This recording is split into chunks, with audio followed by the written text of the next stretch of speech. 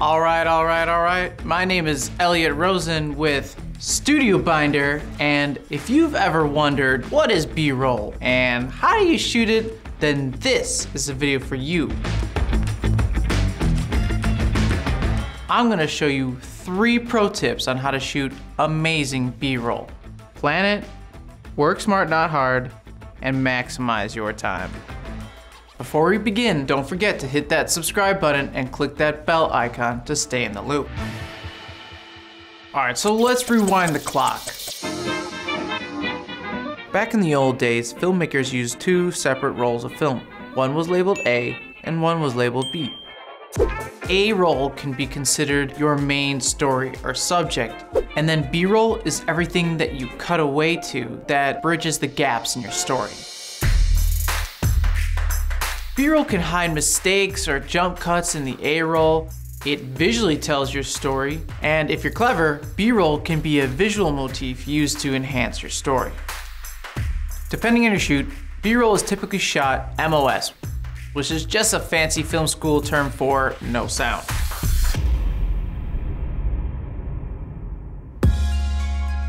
Documentaries often use B-roll as coverage. When it gets boring looking at the same dude drone on all day, they cover it with B-roll to keep it interesting. Now on the other hand, a narrative film might use B-roll for a different reason, to enhance their script. Hello, I'm here. Hi. Take this example from Spike Jonze's cyber romance film, Her. In this story, the main character has fallen in love with his Siri. Last night was amazing. It feels like something changed in me and there's no turning back. You woke me up. She's evolving too fast and they're starting to drift apart. Are you leaving me? We're all leaving. When she starts to explain what's going on with her, they cut to this B-roll shot. This B-roll shot is used intentionally to visually symbolize how her consciousness is as intangible as that dust clinging to the wall. Siri, will you date me? I don't really date humans. If you're an indie filmmaker, here is my first tip. Plan it. Figure out the what, when, and how beforehand. We're gonna use Studio Binder's production software to organize our B-roll shots. Elements such as actors, props, camera, movement, the list goes on. Tip number 2, work smart, not hard. Professional films rarely ever shoot in chronological order, and neither should you. Does your B-roll shot involve an actor? Well, actors usually have really tight schedules, so you'll want to get that first. If you're limited on time, don't go across town to grab a B-roll shot. Shoot it in your immediate surroundings. Got a lunch break? Sounds like a great opportunity to get your time-lapse shot. Those are some really simple tips that aren't gonna add any extra time to your shoot. Tip number 3, maximize your time. Use cinematic techniques like shallow depth of field, slow-mo, and gimbals to get the most out of your B-roll shots. These techniques not only give you amazing cinematic footage, but they're also really time effective. If you shoot your B-roll in a shallow depth of field like f1.4, it blurs any distracting elements in the background and you get that beautiful cinematic background. Shoot in slow-mo frame rates like 60 or 120 frames per second to turn 1 second of footage into 3 seconds. Try setting up your camera on a dolly or gimbal beforehand so you can get that cinematic camera motion. You can always choose to keep the camera static, but it's good to keep your options open.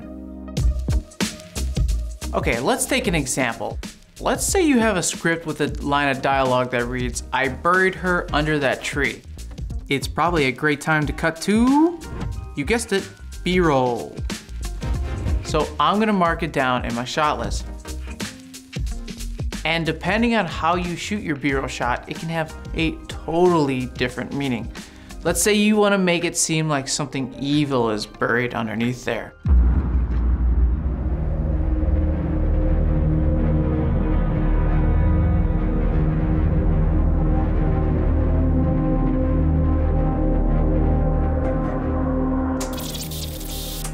I'll shoot this B-roll shot at a low angle and I'll dolly in very quickly to emphasize the importance of that specific spot. But let's take a totally different stance on the same line of dialogue. Let's say that was actually a sad, heartfelt line, and I want the audience to perceive this tree as a peaceful, final resting place.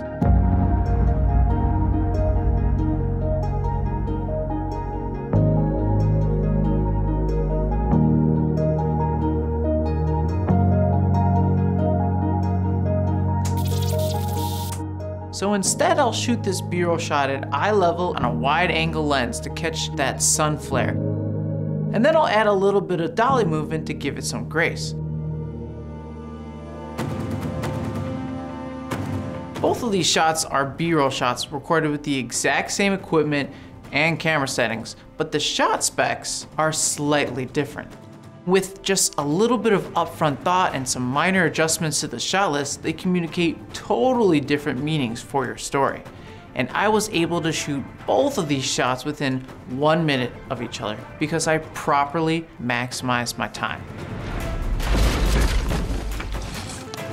So what are some of your favorite types of B-roll shots? How did you go about shooting them? We'd love to hear from you, so let us know in the comments. And if you're planning a shoot with some B-roll shots, you're probably gonna wanna shot list them, right? Check out the description below to sign up for Studio Binder. It is totally free to get started. And don't forget to subscribe to our YouTube channel and click the bell for notifications. We have a ton of videos like this and we'd love to show you some more. And now let's cut away to some Studio Binder B-roll.